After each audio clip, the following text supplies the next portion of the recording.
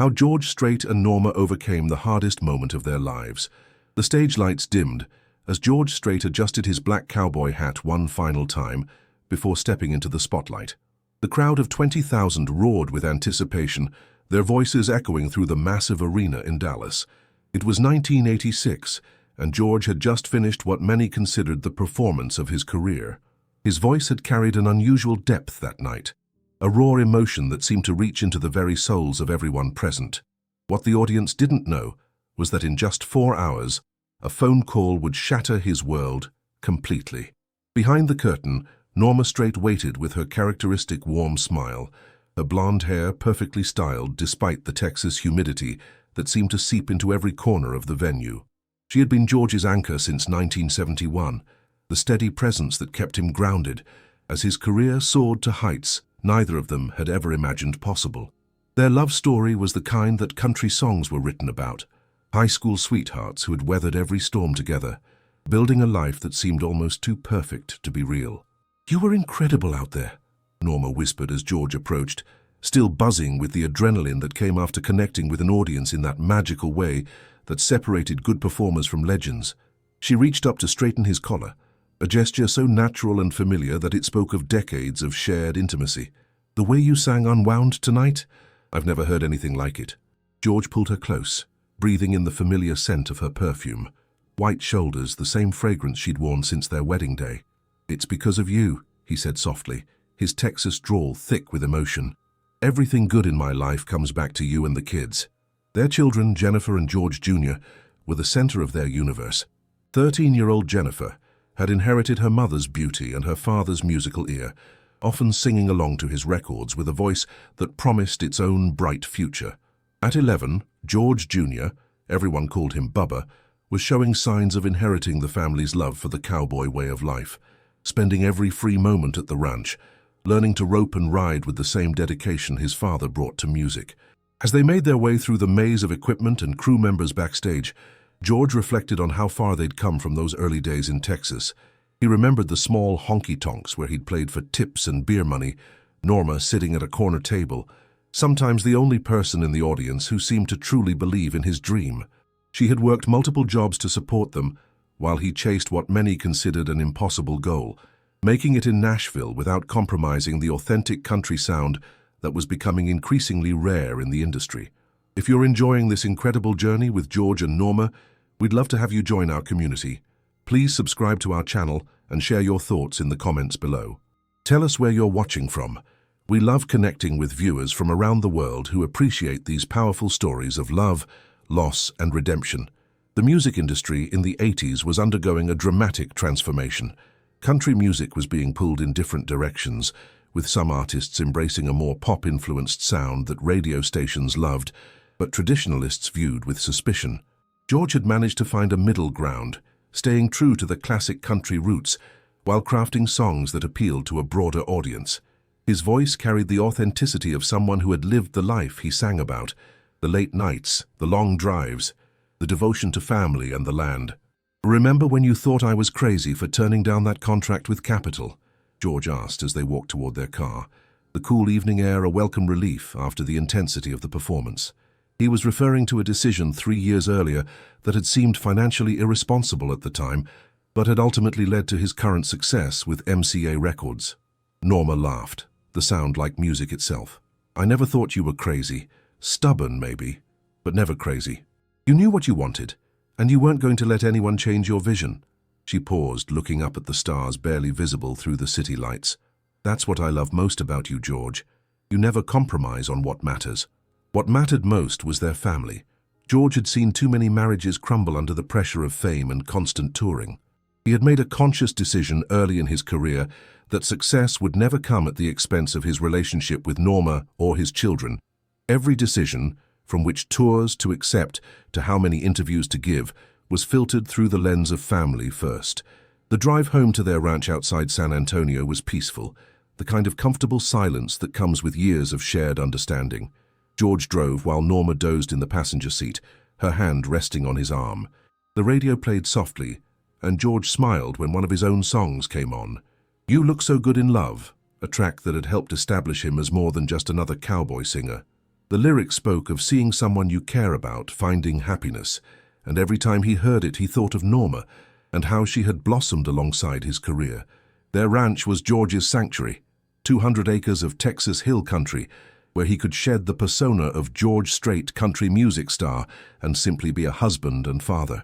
The house itself was modest by celebrity standards, a comfortable family home rather than a mansion, with a wraparound porch where they spent evenings watching the sunset and planning their future.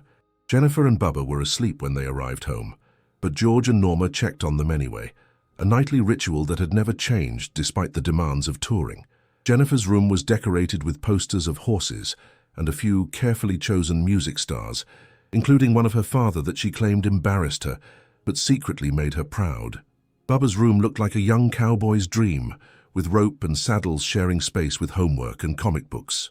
"She's growing up so fast," Norma whispered as they stood in Jennifer's doorway. "Sometimes I look at her and see the woman she's going to become. She's going to be something special, George." "She already is," George replied, his voice soft with paternal pride. "They both are. We're blessed, Norma. More blessed than we have any right to be." They settled into their own bedroom, the familiar routine of winding down after a show. George removed his stage clothes and hung up his hat with the care of someone who understood that image mattered in his business, but never let it define who he was at home. Norma brushed her hair, counting the strokes the way her mother had taught her years ago. "What's next?" she asked, a question that had become part of their evening conversations as George's career continued to accelerate. There were always decisions to make, opportunities to consider, the delicate balance between artistic integrity and commercial success. "We've got that tour starting next month," George said, settling into bed beside her. 15 cities in 3 weeks. "It's going to be rough, but the booking agent thinks it could really establish us in markets we haven't reached yet." Norma nodded, already calculating the logistics in her mind. "I'll see if Mum can help with the kids while you're gone. Jennifer has that school dance coming up, and I promised I'd help her pick out a dress." These conversations about ordinary family life were precious to George. In a business where people often got lost in their own hype, Norma kept him anchored to what really mattered. She reminded him that beyond the stage lights and recording contracts, he was simply a man who loved his family and wanted to provide for them while sharing his music with the world. The phone beside their bed sat silent, as it had for the past several hours. Neither George nor Norma had any way of knowing that their 13-year-old daughter had spent the evening at a friend's house, celebrating what seemed like an ordinary Friday night. They couldn't have imagined that Jennifer and her friends had talked a teenager with a newly acquired driver's license into taking them for a ride, despite the family rules about not riding with inexperienced drivers. As sleep began to claim them both, George's last conscious thought was of gratitude. His career was flourishing beyond his wildest dreams, his marriage was stronger than ever, and his children were healthy and happy. Tomorrow would bring new challenges and new opportunities, but tonight all was well in his world. The digital clock on the nightstand read 11:47 when the phone began to ring. George stirred first, his performer's instincts making him naturally alert to unexpected sounds. For a moment, he considered letting it ring. Late-night calls were often from industry people on the West Coast who forgot about time zones, or fans who had somehow gotten hold of their private number. But something about the insistence of the ringing made him reach for the receiver. "Hello?" His voice was thick with sleep and confusion. The voice on the other end was official, professional, and devastating. "Mr. Strait, this is Officer Martinez with the San Marcos Police Department. Sir, I'm calling about your daughter, Jennifer. There's been an accident." The words seemed to hang in the air like smoke, visible but incomprehensible. George sat up, immediately wide awake, his heart beginning a rhythm that would haunt him for years to come. Beside him, Norma sensed the shift in energy and opened her eyes, seeing her husband's face transform in the pale light filtering through their bedroom windows. "What kind of accident?" George's voice was steady, but Norma could hear the undercurrent of terror that he was fighting to control. The pause on the other end of the line lasted only seconds, but it felt like hours. When Officer Martinez spoke again, his voice carried the weight of someone who had delivered too much bad news in his career. "Sir, I'm going to need you and your wife to come to University Hospital in San Antonio as soon as possible. Your daughter was involved in a single-car accident on Highway 35. The situation is very serious." The phone slipped from George's hand as the world tilted on its axis. The drive to University Hospital became a blur of streetlights and desperate prayers. Norma sat rigid in the passenger seat, her hands clasped so tightly that her knuckles had turned white. Neither of them spoke during the 30-minute journey that felt like a lifetime. George's mind raced through every possible scenario, clinging to hope while fighting against the dread that was settling in his chest like concrete. "She's going to be okay," Norma whispered, more to herself than to George. "She has to be okay. She's only 13. She has her whole life ahead of her." George reached over and took her hand, squeezing it with a strength that neither of them really felt. "She's strong, just like her mother," he said, his voice barely audible above the hum of the engine. "Remember when she broke her arm falling off that horse last year? She didn't even cry until we got to the doctor." The memory felt both distant and immediate, a reminder of their daughter's resilience that they desperately needed to believe would see her through whatever waited for them at the hospital. Jennifer had always been the brave one, the child who climbed higher trees and took bigger risks, secure in the knowledge that her parents would always be there to catch her when she fell. The emergency room at University Hospital was a harsh contrast to the quiet comfort of their ranch. Fluorescent lights cast everything in an unforgiving glare, and the smell of disinfectant mixed with fear created an atmosphere that felt like a different world entirely. George approached the reception desk with Norma close behind, both of them still wearing the clothes from his concert earlier that evening, a lifetime ago. "We're George and Norma Strait," George said to the nurse behind the desk. "We got a call about our daughter, Jennifer." The nurse's expression shifted immediately, a look of recognition followed by something that might have been pity. "Please have a seat. Dr. Williams will be with you in just a moment." Those moments stretched into an eternity. George and Norma sat in plastic chairs that seemed designed to increase discomfort, surrounded by other families dealing with their own crises. A young mother held a crying baby with a fever. An elderly man waited for news about his wife who had fallen at home. But none of their stories seemed as urgent or as terrifying as the one George and Norma were living. When Dr. Williams finally appeared, his scrubs were wrinkled and his face carried the weight of someone who had been fighting a battle he wasn't sure he could win. He was younger than George had expected, probably in his early 30s, with kind eyes that couldn't quite hide the gravity of what he was about to share. "Mr. and Mrs. Strait, I'm Dr. Williams. I've been treating your daughter since she arrived." He gestured toward a small consultation room. "Could we speak privately?" The walk to that room felt like walking to an execution. George's legs seemed to move independently of his will, and he could hear Norma's breathing becoming more labored with each step. The consultation room was small and sterile, with 2 chairs facing a desk that Dr. Williams didn't bother to sit behind. "Your daughter was in a single-car accident on Highway 35 around 9:30 this evening," Dr. Williams began, his voice professional but not unkind. "The car she was riding in left the roadway and struck a culvert. The impact was severe." George felt Norma's hand find his, their fingers interlocking with desperate intensity. "How is she?" Norma asked, her voice barely above a whisper. Dr. Williams took a breath that seemed to last forever. "I'm very sorry. Jennifer sustained massive trauma in the accident. We did everything we could, but her injuries were too severe. She passed away about an hour ago." The words hit like physical blows. George felt his chest constrict, as if someone had reached inside and squeezed his heart until it stopped beating. Beside him, Norma made a sound that wasn't quite a scream and wasn't quite a sob. It was something primal and broken that seemed to come from the deepest part of her soul. "No," Norma said, shaking her head violently. "No, that's not right. She's only 13. She's supposed to go to high school and college and get married and have children. She's supposed to outlive us.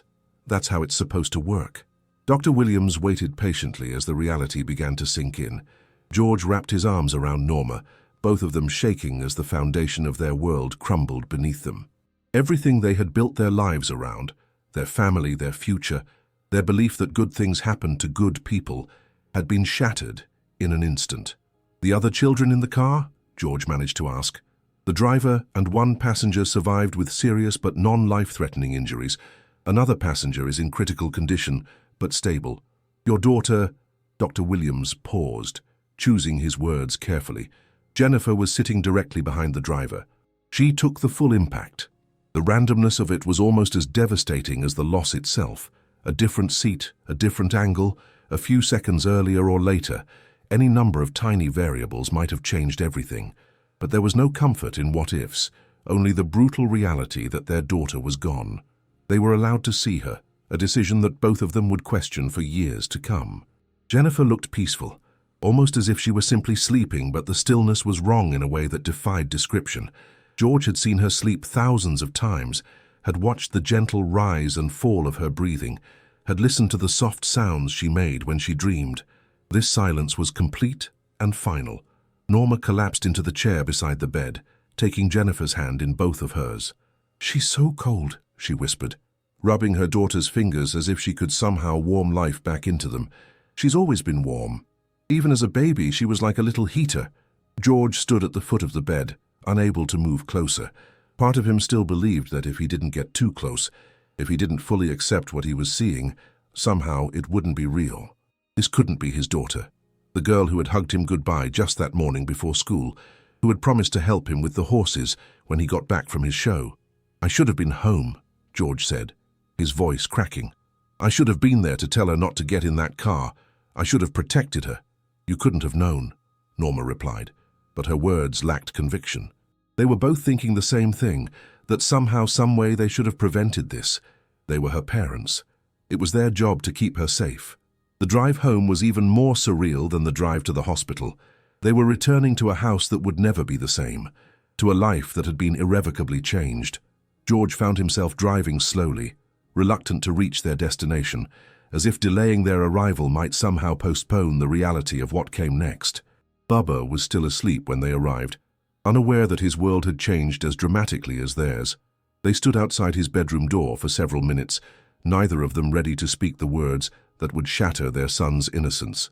How do you tell an 11-year-old boy that his sister, his constant companion and occasional tormentor, would never come home again? When they finally woke him, Bubba's first reaction was confusion. His parents' tear-stained faces and the way they sat on either side of his bed told him something was terribly wrong, but his young mind couldn't immediately grasp the magnitude of what they were telling him. "Jennifer's in heaven now," Norma said, stroking his hair with the same gentle motion she had used when he was a baby. "She was in an accident, and she couldn't stay with us anymore." The questions came in a flood.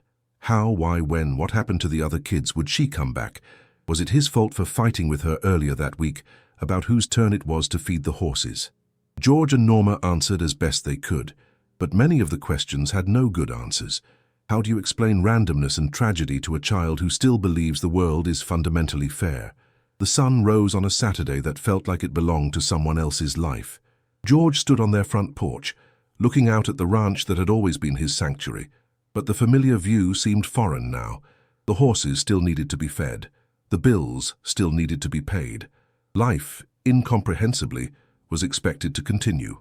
Norma moved through the house like a ghost, touching things that Jennifer had touched, picking up items that held memories. A hairbrush with strands of blonde hair still tangled in the bristles, a half-finished homework assignment on the kitchen table, a favorite sweater draped over the back of a chair. Each discovery brought fresh waves of grief that seemed to knock the breath out of her. The phone began ringing early that morning as word of the tragedy spread through their community and the music industry. Friends, family members, record executives, and reporters all wanted to express condolences or get information. George found himself mechanically repeating the same phrases over and over. "Thank you for calling. Yes, it's true. No, we don't want to make a statement right now. We appreciate your prayers." By afternoon, cars had begun arriving at their ranch. Neighbors brought food that no one would eat. Church members offered prayers and practical help. George's band members came by, their own grief evident as they struggled to find words that didn't exist. The house filled with people, but George and Norma felt more alone than they ever had in their lives. "I keep thinking she's going to walk through that door," Norma confided to George as they stood in their bedroom, seeking a few minutes of privacy from the well-meaning crowd downstairs. "I keep listening for her voice calling out that she's home from school." George nodded, understanding exactly what she meant. His mind kept playing tricks on him, hearing footsteps in the hallway that belonged to someone else, seeing movement in his peripheral vision that turned out to be shadows, feeling the phantom presence of a daughter who would never again burst into their room on Saturday mornings demanding pancakes for breakfast. That evening, after the visitors had gone and Bubba had finally fallen into an exhausted sleep, George and Norma sat in Jennifer's room, surrounded by the artifacts of a life cut short. stuffed animals that had been outgrown but kept for sentimental reasons, books she had been reading for school, a diary with a tiny lock that they couldn't bring themselves to open. "What are we supposed to do now?"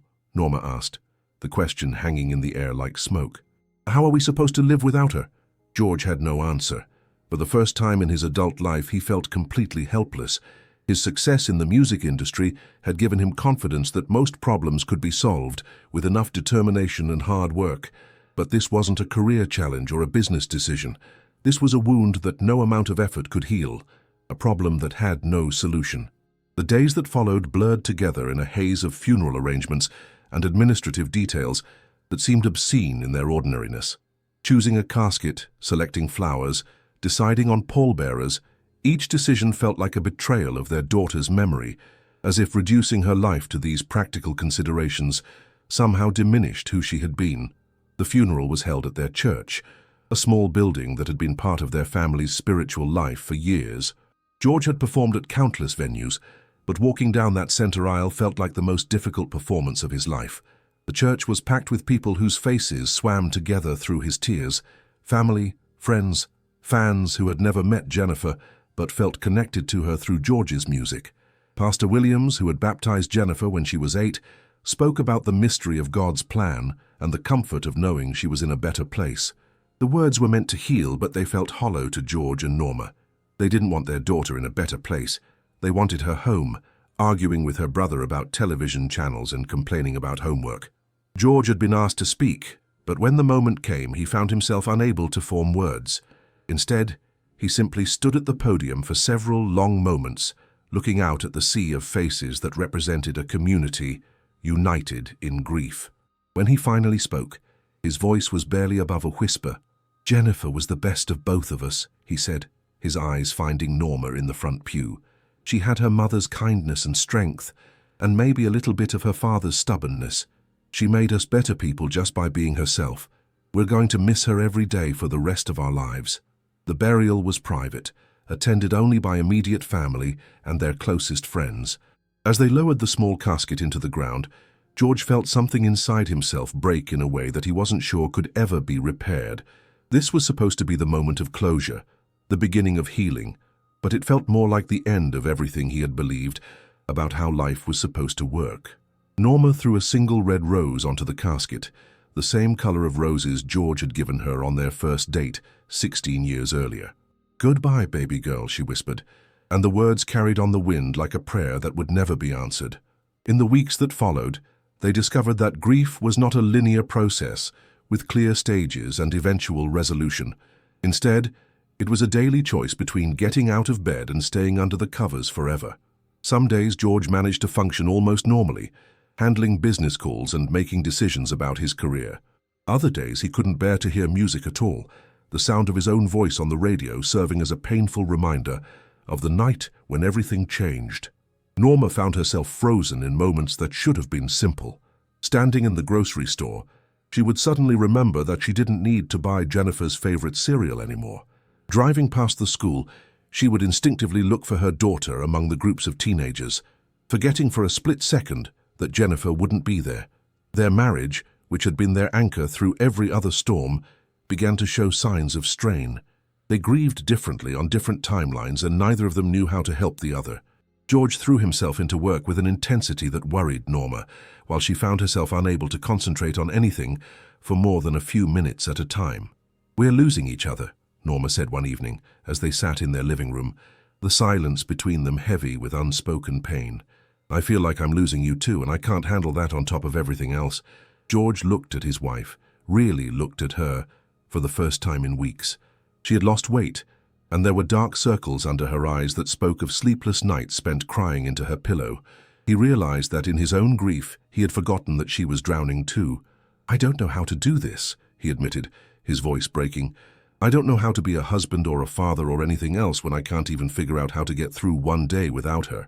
It was the most honest conversation they had shared since the night of the accident, and it marked the beginning of their realization that they had a choice to make.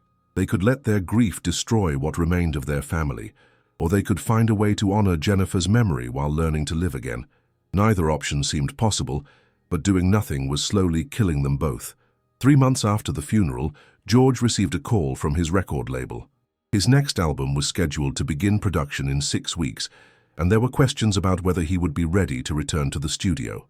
The practical side of his brain understood that life had to continue, that bills needed to be paid, and contractual obligations needed to be met. But the part of him that was still a grieving father couldn't imagine singing about love and heartbreak and the simple pleasures of life when his own world had been shattered. "I think I need to get back to work," he told Norma that evening. "Not because I want to, but because I think maybe it's the only way forward." Norma nodded, understanding what he wasn't saying. Music had always been George's way of processing emotion, his method of making sense of a world that often didn't make sense. If there was any path back to something resembling normal life, it would probably have to go through the recording studio and back onto the stage. What neither of them could have predicted was that when George finally returned to music, his voice would carry a new dimension of pain and authenticity that would transform not just his own career, but touch the lives of millions of people who heard their own stories of loss reflected in his songs. The tragedy that had nearly destroyed them was about to become the foundation for something unexpected and profound, though they were still months away from understanding what that might be. The road ahead remained dark and uncertain, but for the first time since that terrible phone call, they were facing it together. The recording studio felt foreign when George returned 6 weeks later. The same walls that had once felt like a second home now seemed to close in around him, and the familiar smell of leather and aged wood that he had always loved now triggered memories he wasn't ready to face. His longtime producer, Tony Brown, had cleared his schedule for as long as George needed, understanding that this wouldn't be a typical recording session. "Take your time," Tony said, as George stood in the vocal booth, adjusting his headphones with hands that weren't quite steady. "We've got all day, all week, however long you need." The first song they attempted was "Ace in the Hole," a track that had been written months before the accident. George made it through the first verse before his voice cracked, not from technical difficulty, but from the weight of trying to sing about simple pleasures when nothing felt simple anymore. He gestured to Tony through the glass, shaking his head. "I can't do this," George said when he emerged from the booth. "Every word feels like I'm lying. How can I sing about being lucky when—" He didn't finish the sentence. He didn't need to. Tony, who had worked with George for 3 years and had become more than just a professional colleague, leaned back in his chair and studied his friend's face. "Maybe we're starting with the wrong songs," he suggested. "What if we tried something that reflects where you are right now?" George shook his head. "I can't write about this. I can't turn Jennifer's death into a country song. It would feel like exploitation." "I'm not talking about writing about the accident," Tony clarified. "I'm talking about writing about life, about what it means to love someone so much that losing them changes everything, about the questions that don't have answers." Over the next 3 weeks, George struggled to reconnect with his music. Some days he managed to lay down a complete vocal track, his voice carrying a rawness that surprised even him. Other days he couldn't make it through a single verse without breaking down. The album that was supposed to take 6 weeks to complete stretched into 3 months, but Tony never pressured him to rush the process. Norma visited the studio occasionally, bringing lunch or simply sitting quietly in the corner while George worked. She could see that music was serving as a form of therapy for her husband, allowing him to channel emotions that he couldn't express in regular conversation. His voice had gained a depth and vulnerability that hadn't been there before, a quality that made even the simplest lyrics sound profound. "He sounds different," she confided to Tony during one of these visits. "Broken, but somehow more real." Tony nodded. "Grief does that sometimes. It strips away everything that isn't essential." George was always a great singer, but now he's singing from a place most people never access. At home, their daily routine had shifted to accommodate their new reality. Bubba, now 12, had become quieter and more serious, as if he understood that his childhood had ended on the same night his sister died. He spent more time with his father when George was home, the two of them working on the ranch with an intensity that spoke of their mutual need for physical activity to exhaust their minds. "Dad," Bubba said one evening as they finished feeding the horses, "do you think Jennifer knows about your new songs?" The question caught George off guard. They had talked about heaven and about Jennifer being in a better place, but the specifics of what that meant had remained vague, partly because George wasn't sure what he believed anymore. "I think she knows everything that matters," George replied carefully. "I think she knows we love her and miss her every day." "I dream about her sometimes," Bubba continued, his voice small in the gathering dusk. "She tells me she's okay and that we shouldn't be sad anymore. But when I wake up, I'm sadder than before." George knelt down to his son's level, seeing his own grief reflected in the boy's eyes. "Being sad isn't wrong, Bubba. It just means we loved her a lot. And loving someone that much is never something to be sorry about." These conversations with his son often left George feeling helpless. He was supposed to have answers, to be the strong one who could guide his family through this crisis. But most days he felt as lost as Bubba, fumbling through a world that no longer made sense. The strain on his marriage with Norma continued to evolve in ways neither of them had anticipated. They had always been partners who talked through everything, but now they often found themselves tiptoeing around each other's pain, afraid that saying the wrong thing might shatter whatever fragile stability they had managed to build. "I feel like I'm failing everyone," George admitted to Norma one night as they lay in bed staring at the ceiling. "I can't bring her back. I can't make you stop hurting. I can't even sing a simple song without falling apart." Norma turned to face him, her hand finding his in the darkness. "You're not failing anyone. We're all just trying to figure out how to live in a world that doesn't have Jennifer in it. There's no instruction manual for this." "Sometimes I wonder if we're being selfish," George continued. "Bubba needs us to be strong, but I feel like we're both drowning. How can we help him when we can't even help ourselves?" It was a question that haunted both of them.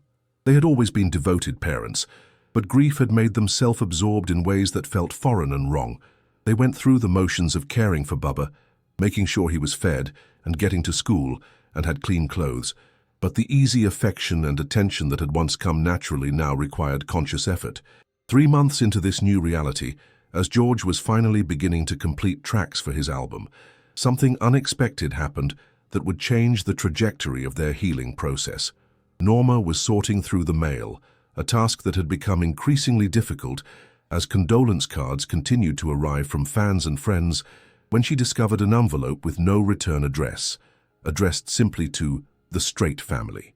The letter inside was handwritten in careful script on plain white paper. As Norma began to read, her hands started to tremble. "Dear George and Norma," the letter began, "you don't know me, but I know your pain. 6 years ago, I lost my daughter Sarah in a car accident. She was 14, just a year older than your Jennifer. I wanted to reach out to you because I remember how alone I felt in those first months, how it seemed like no one could possibly understand what I was going through." Norma called George from the studio, her voice urgent but not panicked. "You need to come home," she said. "There's something you need to see." When George arrived, he found Norma sitting at their kitchen table with a letter spread out in front of her, tears streaming down her face. But these weren't the tears of fresh grief he had become accustomed to seeing. These were different. There was something almost like relief in her expression. "Read this," she said, sliding the letter across the table. George read the letter twice before speaking. The unknown writer, who signed only as a fellow parent, described a journey that was painfully familiar. The initial shock, the anger at God and the world, the guilt over moments of happiness that felt like betrayals of their child's memory. But the letter also spoke of something George and Norma had begun to lose hope of finding: a path forward. "Sarah loved music," the letter continued. "She was always singing, usually songs from the radio, and her favorite singer was you, George. She had every one of your albums, and she used to say that your voice sounded like what happiness felt like.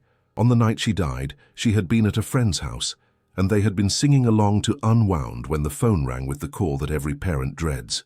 George felt his chest tighten as he read this passage. The connection was too strange to be coincidental, too specific to dismiss as generic sympathy. "For 2 years after Sarah died, I couldn't listen to music at all," the letter went on. "Your songs, which had once brought her so much joy, became sources of pain. But slowly I began to realize that music wasn't the enemy. It was one of the few things that still connected me to who she had been when she was alive. When I finally started listening again, I heard something different in your voice, a depth that hadn't been there before. I realized that you understood loss in a way that showed in your singing, even before your own tragedy." The letter went on to describe how this parent had eventually found healing through helping other families who were dealing with similar losses. "There are so many of us," the writer explained. "Parents who have lost children, siblings who have lost brothers and sisters, families whose worlds have been shattered by accidents and illness and violence. We find each other in grief support groups and hospital waiting rooms and funeral homes. and we discover that sharing our pain somehow makes it more bearable. The final paragraphs of the letter contained a proposal that seemed both impossible and exactly what George and Norma needed to hear. I've started a small group in San Antonio for parents who have lost children. We meet twice a month in the back room of a coffee shop, and we talk about our kids, not just about losing them, but about who they were when they were alive. We share stories and photos and memories. Sometimes we cry together, and sometimes we actually manage to laugh about the funny things our children did. The letter included an address and meeting times, along with a gentle invitation. You don't have to be ready to help anyone else yet, but if you ever want to be around people who understand, people who won't tell you that everything happens for a reason, or that you should be grateful for the time you had, we're here. Sometimes just knowing you're not alone is enough to get through another day. George set the letter down and looked at Norma, seeing something in her face he hadn't seen since before the accident. A flicker of hope, or at least curiosity about what lay beyond their current pain. "What do you think?" Norma asked, her voice tentative. George considered the question carefully. The idea of sitting in a room with strangers and talking about Jennifer felt both terrifying and strangely appealing. For months, they had been surrounded by people who wanted to help but couldn't really understand. The thought of being with others who had walked this same dark path was both comforting and daunting. "I think," George said slowly, "that maybe we should find out." The coffee shop was called Maria's Place, a small family-owned establishment in a strip mall on the south side of San Antonio. When George and Norma arrived for their first meeting, they almost turned around and left. The idea of walking into a room full of grieving parents suddenly seemed overwhelming, an exercise in shared misery that might make their own pain worse rather than better, but something about the warm light spilling from the windows and the gentle murmur of conversation from inside convinced them to stay. They sat in their car for several minutes, gathering courage, before finally walking through the door. The meeting was held in a back room with mismatched chairs arranged in a circle. There were 8 other people present, ranging in age from their early 20s to their 60s. As George and Norma entered, a woman with graying hair and kind eyes approached them. "You must be George and Norma," she said with a smile that managed to be both sad and welcoming. "I'm Margaret. I wrote you that letter." Margaret turned out to be a retired nurse who had lost her daughter Sarah 6 years earlier. Her husband had died 3 years after Sarah, unable to cope with the combined weight of grief and guilt, and Margaret had channeled her own healing into helping other families navigate similar losses. "The first rule here," Margaret explained as they took their seats, "is that there are no rules about how to grieve. Some people want to talk about the accident or illness that took their child. Others never mention it at all. Some bring photos, others don't. Some cry every meeting. Others haven't cried here yet. All of it is okay." As the meeting progressed, George and Norma listened to stories that were both heartbreaking and somehow comforting. There was Maria, whose son had died of leukemia at age 10, Robert and Linda, who had lost their twin daughters in a house fire, James, a single father whose 16-year-old son had committed suicide. Each story was unique, but the underlying emotions were universal. The love that persisted beyond death, the guilt that felt inescapable, the struggle to find meaning in seemingly senseless loss. When it came time for George and Norma to share, they found themselves talking about Jennifer not as a tragedy, but as a person. They told stories about her quirky sense of humor, her determination to master any horse that challenged her, her dreams of becoming a veterinarian. For the first time since the accident, they were able to speak her name without feeling like they might shatter. "She sounds like she was an amazing kid," said Maria when they finished. "It's obvious how much love there was in your family." The word "was" hung in the air for a moment, a reminder that past tense had become their new reality. But somehow, in this room with these people, that reality felt less lonely. After the meeting, as they drove home through the quiet streets of San Antonio, George and Norma were both lost in their own thoughts. Something had shifted during those 2 hours, something subtle but significant. "I want to go back," Norma said finally. George nodded, surprising himself with how readily he agreed. "So do I." Over the following weeks, the support group became a regular part of their routine. They attended every meeting, gradually opening up more and sharing their own struggles with the day-to-day challenges of grief. George found himself talking about how difficult it was to perform when his heart felt empty, while Norma spoke about the guilt she felt when she caught herself having a good moment and briefly forgetting their loss. The other group members offered practical advice and emotional support.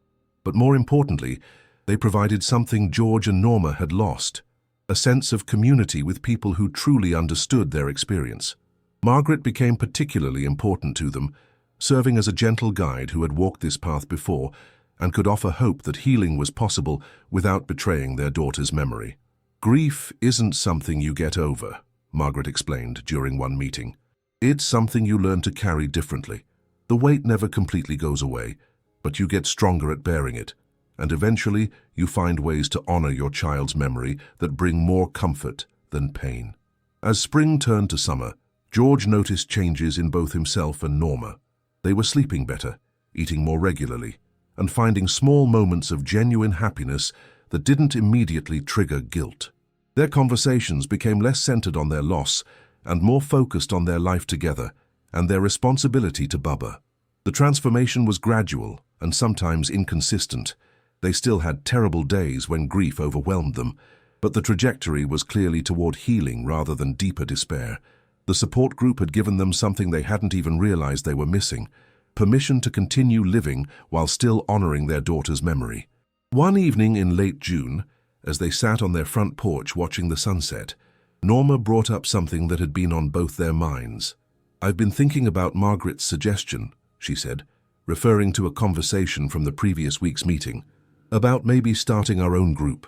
Margaret had mentioned that there was a significant need for grief support in rural areas, where families often felt isolated by distance and the stigma that sometimes surrounded mental health resources.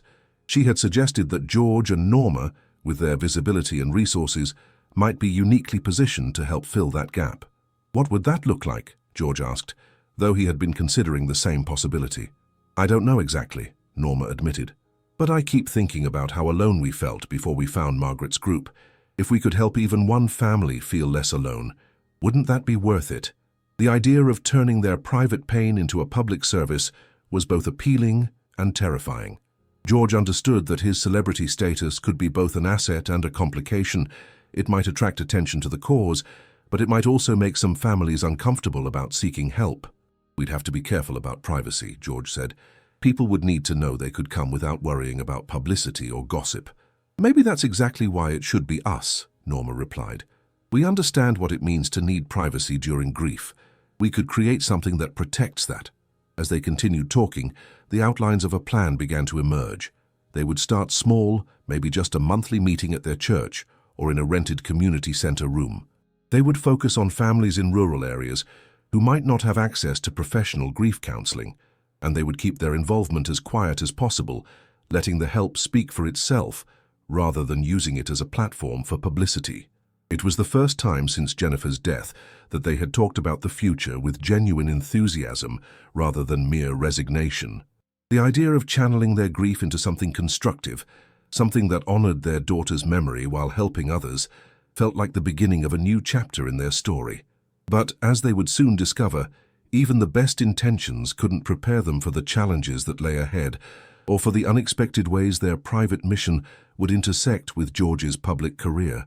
The journey from grief to healing to service was about to take turns neither of them could have anticipated, leading them toward a legacy that would extend far beyond the music that had first brought them into the public eye. The letter from Margaret had been the first step on a path they were only beginning to understand, but it had given them something precious: hope that their daughter's death might somehow lead to life and healing for others. As the stars appeared in the Texas sky above their ranch, George and Norma held hands and began to plan their first meeting, unaware that they were about to embark on a mission that would quietly touch thousands of lives over the next 3 decades. The first meeting of what would eventually become known simply as The Circle took place on a humid August evening in 1987 at the community center in Poteet, Texas, a small town 20 miles south of San Antonio. George and Norma had chosen the location carefully, far enough from the city to avoid unwanted attention, but accessible enough for families from rural areas who might not be comfortable traveling to urban grief counseling centers. They had advertised through a carefully worded notice in local church bulletins and small-town newspapers, describing it simply as a support group for families who have experienced the loss of a child. No mention was made of George's involvement or celebrity status. They arrived early, setting up folding chairs in a circle and arranging a simple coffee service their hands shaking slightly with nervous energy. "What if nobody comes?" Norma whispered as they waited, watching the parking lot through the window. "Then we'll try again next month," George replied, though he was harboring the same fear. The vulnerability of putting themselves out there, of potentially sitting alone in an empty room, felt almost as terrifying as their first night at Margaret's group. But at 7 o'clock, cars began to arrive. First came Elena Rodriguez, a young mother whose 6-year-old son had drowned in an irrigation canal the previous spring.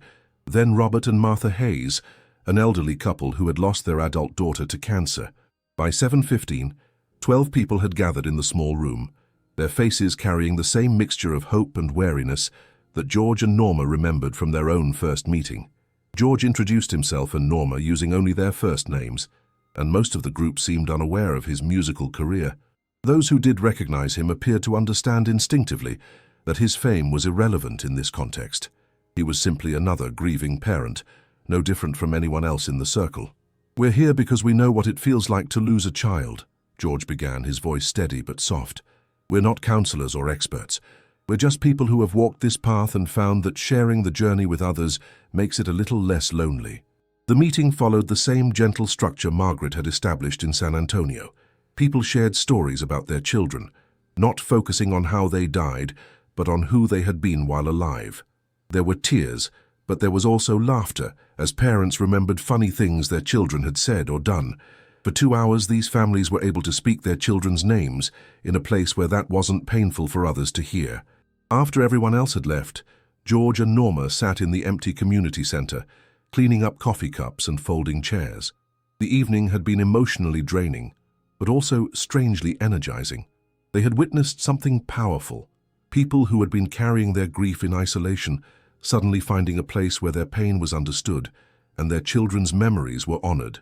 "We're going to do this again," Norma said, and it wasn't a question. Over the following months, the circle grew steadily. Word spread through the quiet networks that exist in rural communities. Church members talking to neighbors, nurses mentioning it to families they encountered, funeral directors keeping business cards to offer to bereaved parents. By winter, they were regularly hosting 20 to 25 people at each monthly meeting. The logistics became increasingly complex as the group expanded. George and Norma found themselves not just facilitating meetings, but coordinating with mental health professionals who could provide referrals when someone needed more intensive support, arranging childcare for parents who had surviving children, and even occasionally helping with practical needs like transportation or funeral expenses for families who were struggling financially. "We're going to need help," Norma told George after a particularly intense meeting where they had welcomed 4 new families, including a teenage couple who had lost their infant son. "This is becoming bigger than just the 2 of us can handle." George agreed, but they were both reluctant to expand their inner circle. Maintaining privacy and trust had been essential to the circle's success. Families came because they knew their stories wouldn't become gossip, their grief wouldn't be exploited, and their participation wouldn't be turned into publicity for anyone else's agenda. The solution came from an unexpected source. Dr. Patricia Morales, a grief counselor from San Antonio, had heard about the circle through professional networks and approached George and Norma about partnering with them. Unlike many mental health professionals they had encountered, Dr. Morales understood that peer support and professional counseling serve different but complementary functions. "What you're doing is irreplaceable," she told them during their first meeting. "There's something about hearing from someone who has actually lost a child that no amount of professional training can duplicate. But there are also times when people need more intensive support than a peer group can provide." Dr. Morales proposed a relationship where she would provide professional backup without interfering with the group's peer-driven structure. She would attend meetings occasionally, offer training to George and Norma on recognizing when someone might need professional intervention, and serve as a resource for referrals when necessary. In exchange, she asked only to be able to refer appropriate clients to the circle when she felt peer support would be beneficial. The partnership proved invaluable. Dr. Morales helped George and Norma understand the difference between normal grief responses and signs of clinical depression or suicidal ideation. She taught them how to create structure in meetings that allowed for emotional expression while maintaining safety for everyone involved. Most importantly, she validated what they were doing, confirming that their instincts about what bereaved families needed were sound.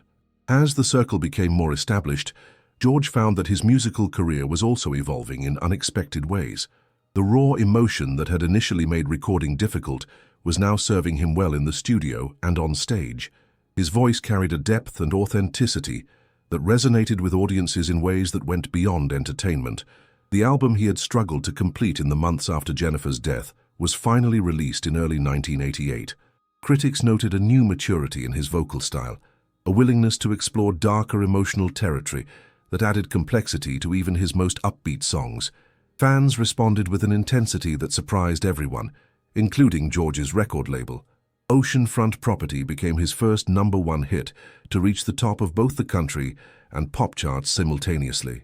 The song's lyrics about the impossibility of getting over a lost love took on new meaning when delivered by someone whose voice carried the weight of real loss. Radio programmers noted that listeners seemed to respond to George's music differently now. They didn't just enjoy his songs, they connected with them on an emotional level that translated into fierce loyalty. But with increased success came increased scrutiny.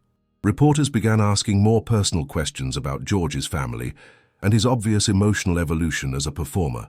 George and Norma had always been private people, but now they found themselves actively protecting not just their own privacy, but the confidentiality of the families who trusted them through the circle. "There are rumors that you've been dealing with some personal challenges," a music journalist said during an interview promoting the new album. "Your music seems to have gained a depth that suggests you've experienced some significant life changes." George had prepared for this type of question, but actually fielding it still made his stomach tighten. "Life changes all of us," he replied carefully. "I think any artist who's been performing for a while naturally develops more depth and perspective. That's just part of growing up and having experiences." It was technically true, but it felt like lying by omission. George struggled with the disconnect between his public persona and his private reality. In the circle meetings, he could be honest about his grief and his ongoing struggles with loss. In interviews and public appearances, he had to maintain the image of a successful country star whose biggest problems were which songs to record next. The strain of maintaining this double life was particularly difficult during touring season. George's concert schedule required him to be away from home for weeks at a time, leaving Norma to handle the circle meetings alone. They tried to coordinate his touring schedule around their monthly meetings, but it wasn't always possible. "I feel like I'm abandoning you," George told Norma before leaving for a 3-week tour that would take him through the Midwest. "What if someone really needs help while I'm gone?" "We'll manage," Norma assured him, though she was feeling the pressure too. "Margaret has offered to help facilitate if we need her, and Dr. Morales can always step in for emergency situations." While George was on tour, Norma received a phone call that would test their crisis management systems in ways they hadn't anticipated. A young mother named Lisa had joined the circle 2 months earlier after losing her 8-year-old daughter in a farming accident. She had seemed to be coping reasonably well, participating actively in discussions and even offering support to newer group members. But on a Tuesday evening, Lisa called Norma in a state of severe distress. She had been cleaning out her daughter's room and had discovered a diary with entries about how excited the little girl had been about starting 3rd grade. The emotional impact had been devastating, and Lisa was calling to say she couldn't see any reason to continue living. "I can't do this anymore," Lisa sobbed into the phone. "Every day is just pretending that life is worth living when the only thing that made it worth living is gone. I keep thinking about joining her, Norma. I keep thinking that would be easier for everyone." Norma's training with Dr. Morales kicked in.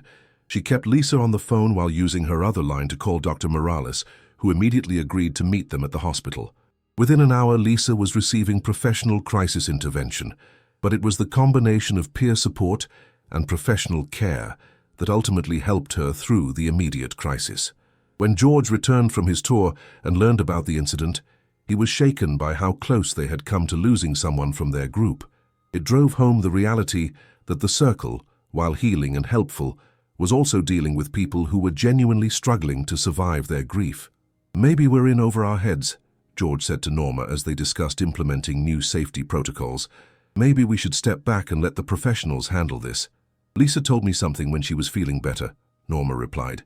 "She said that the reason she called me instead of a suicide hotline was because she knew I understood exactly what she was going through. She said talking to someone who had lost a child made the difference between feeling understood and feeling like she was just another case file. It was a sobering reminder of both the power and the responsibility of what they were doing. They increased their collaboration with Dr. Morales, implemented buddy systems within the group so that members had someone to call between meetings, and established clearer protocols for handling crisis situations. But they also continued to believe that peer support offered something unique and irreplaceable. By the end of 1988, the Circle was serving nearly 50 families on a regular basis. They had helped people through suicides, accidents, illnesses, and even homicides. Some families came for a few months and then moved on with their healing process. Others became long-term participants who found ongoing comfort in the community they had discovered. George's music career continued to flourish, with each new release seeming to connect more deeply with audiences than the last. Music critics began referring to his transformative period, noting that he had evolved from a very good country singer into something approaching an artist. But George knew that his real transformation wasn't happening on stage or in recording studios. It was happening in community center rooms where grieving parents shared stories about children who would never grow up. The challenge of maintaining privacy became more complex as George's profile continued to rise. Tabloid reporters began investigating rumors about family tragedy, and George and Norma lived in constant fear that their involvement with the Circle would be exposed in a way that would compromise the families they were trying to help. "What if someone figures it out?" Norma asked during one of their late-night conversations about whether to continue the group. "What if a reporter shows up at one of our meetings?" "Then we'll deal with it," George replied, though he shared her concerns. "But we can't stop helping people because we're afraid of publicity. Maybe we just need to be smarter about how we do it." They began taking additional precautions, varying meeting locations, using intermediaries for communications when possible, and being even more careful about how they advertised their services. Dr. Morales helped them develop a protocol for what to do if their involvement ever became public knowledge, including prepared statements that would protect the privacy of group members while acknowledging their work. But despite the challenges and risks, neither George nor Norma seriously considered abandoning the Circle. It had become too important to their own healing process and too valuable to the families they served. What had started as a desperate search for their own comfort had evolved into something much larger, a quiet mission that was giving meaning to their daughter's death and purpose to their own survival. As 1989 approached, George was facing some of the biggest decisions of his musical career. His record label was pressuring him to move toward a more pop-influenced sound that could compete in the increasingly competitive country music market. There were opportunities for movie roles, television appearances, and endorsement deals that could significantly expand his fame and income. But George found himself less interested in traditional markers of success than he had been before Jennifer's death. The work he and Norma were doing through the Circle felt more important than chart positions or award nominations.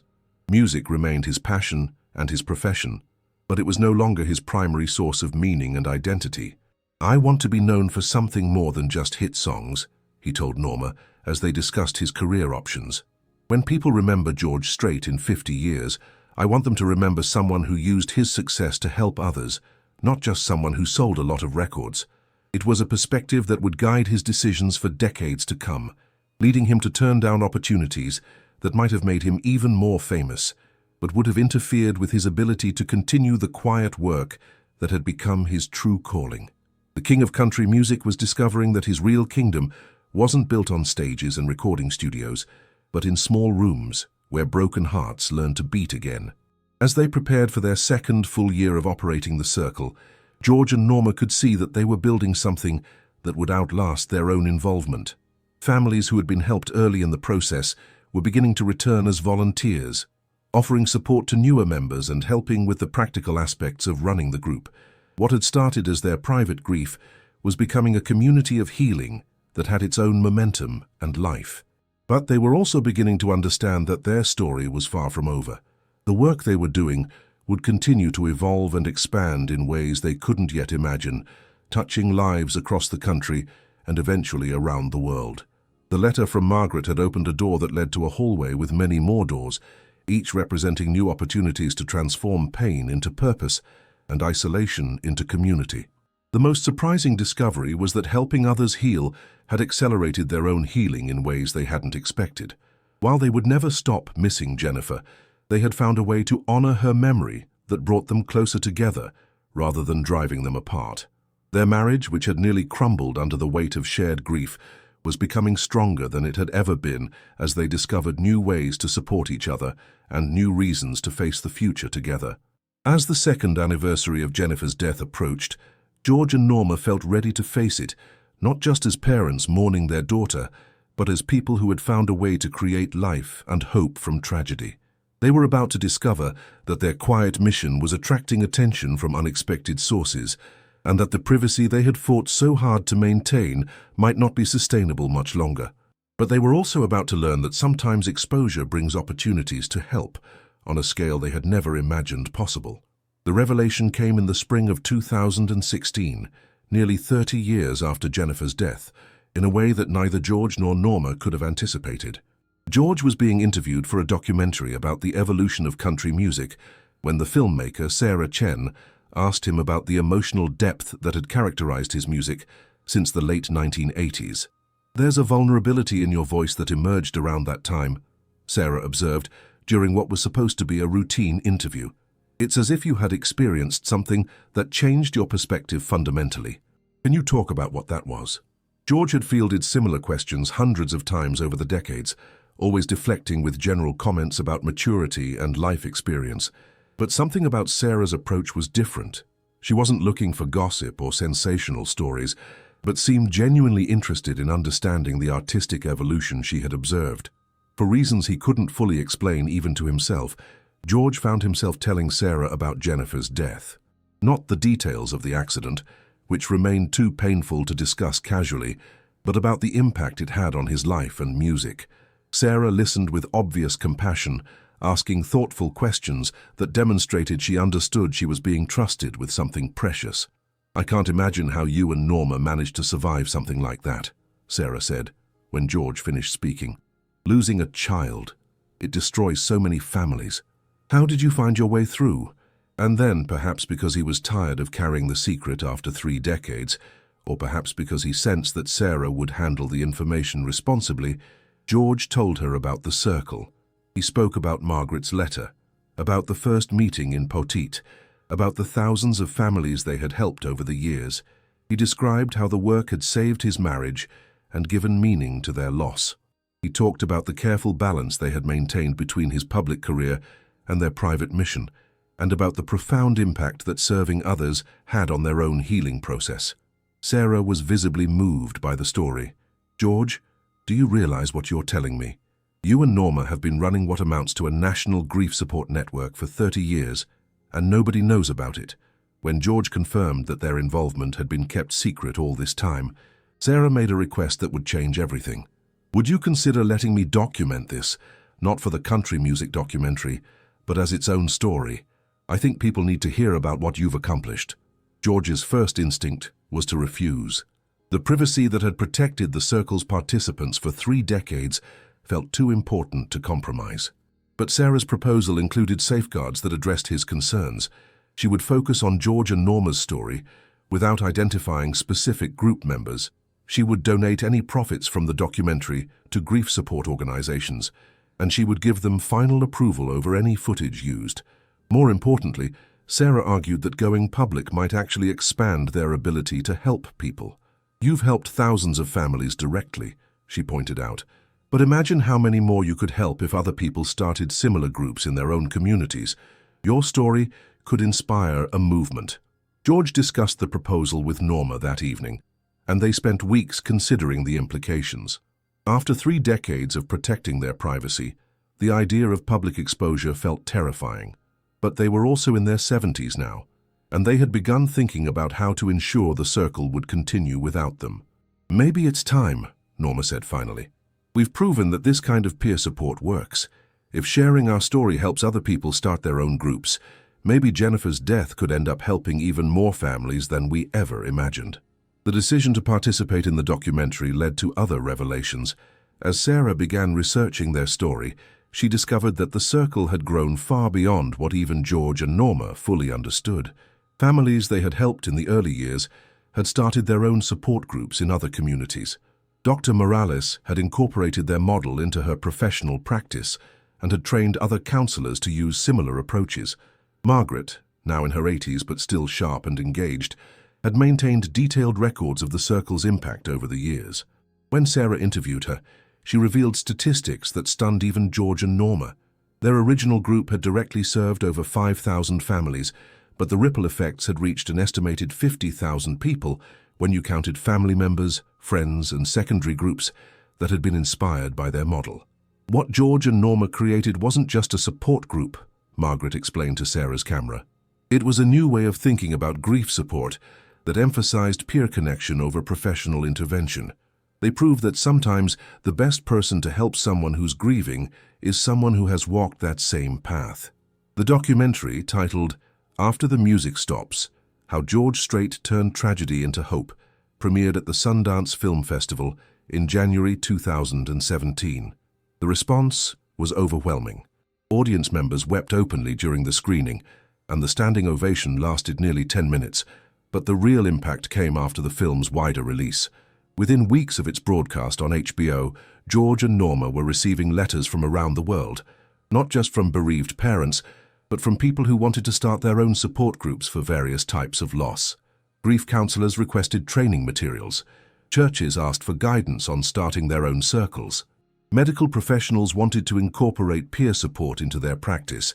"We never expected this," Norma told a reporter during one of the few interviews they granted after the documentary's release. "For 30 years, we thought we were just helping a few families in Texas. We had no idea that our story might inspire people everywhere." The attention brought both opportunities and challenges. George and Norma found themselves reluctantly thrust into roles as spokespeople for grief support, a position they had never sought but felt obligated to accept, given the potential for helping others. They established a foundation to provide resources and training for people who wanted to start their own support groups, carefully structuring it to maintain the peer-driven, non-professional approach that had made the circle effective. As requests for speaking engagements and media appearances poured in, George made a decision that surprised many in the music industry. At the age of 65, he announced a significant reduction in his touring schedule to focus on what he now called the other half of my life's work. "Music has been incredible to me," he said during a press conference announcing his scaled-back tour plans. "It's given me a platform and resources that I never could have imagined when I was starting out. But I've learned that the most important thing you can do with success is use it to help other people. That's what Jennifer would have wanted." The mention of his daughter's name in public for the first time since her death was a watershed moment. For 3 decades, George had carefully avoided speaking about her in interviews, protecting both his own privacy and her memory from public scrutiny. But now he found himself able to talk about her, not as a tragedy that had befallen him, but as an inspiration that had led to something meaningful. "She was 13 when she died," George continued, his voice steady but emotional. "She never got to grow up and change the world the way I think she would have, but through the work that her death inspired, she has changed the world. She's helped thousands of families find hope in their darkest moments." That's a pretty amazing legacy for someone who only lived 13 years. The response to George's new openness was extraordinary. Country music fans, many of whom had followed his career for decades without knowing about his personal tragedy, embraced his story with an intensity that surprised even his longtime supporters. Album sales surged as people revisited his catalog with new understanding of the experiences that had shaped his artistic evolution. More importantly, the foundation George and Norma established began receiving donations from unexpected sources. Corporate sponsors, celebrity supporters, and thousands of individual donors contributed to what became one of the most effective grief support networks in the country. Within 2 years of the documentary's release, over 300 Circle-inspired groups were operating in communities across the United States and internationally. But perhaps the most meaningful response came from families who had been helped by the Circle over the years. As word spread about the documentary and George and Norma's decision to go public, hundreds of former group members reached out to share their own stories of how the support they had received had changed their lives. "You saved my life," wrote Linda, whose son had died in a motorcycle accident in 1992. "I was ready to give up when I found your group, and you showed me that it was possible to keep living while still honoring my child's memory. My daughter has children now, and they know all about their uncle they never met, because you taught me that keeping his memory alive was part of healing.